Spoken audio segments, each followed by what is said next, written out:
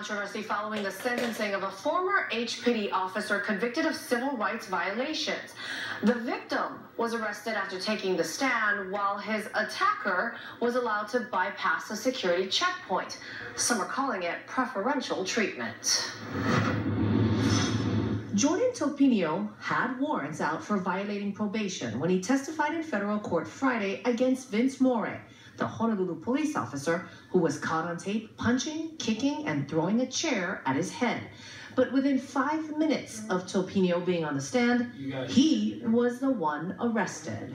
We felt there was possible retaliation. Looking out into the sea of officers, all the various family members that came from Mr. Morre's support, it's clear that Mr. Topinio has reasons to be frightened. Even the judge was surprised about the arrest, calling Topinio the victim in his courtroom. It was a U.S. Marshal who arrested Topinio, but law enforcement expert Tommy Ayu says the marshals were put in a bad position. Also has a duty to effect the arrest of anyone that has an outstanding warrant. It would have been proper to notify the sitting federal judge on this case as a courtesy, or they could have effected the arrest once court was completed outside the courtroom. What makes the arrest look even worse, while the victim in the high-profile civil rights case was being taken away in shackles after testifying, the former police officer, Morre, a convicted felon, was being escorted by an ATF agent through the building and allowed to bypass security.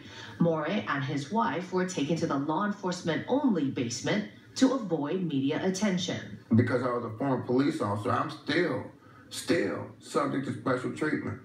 And I'm entitled to go out a different route than other citizens who are convicted felons go out of.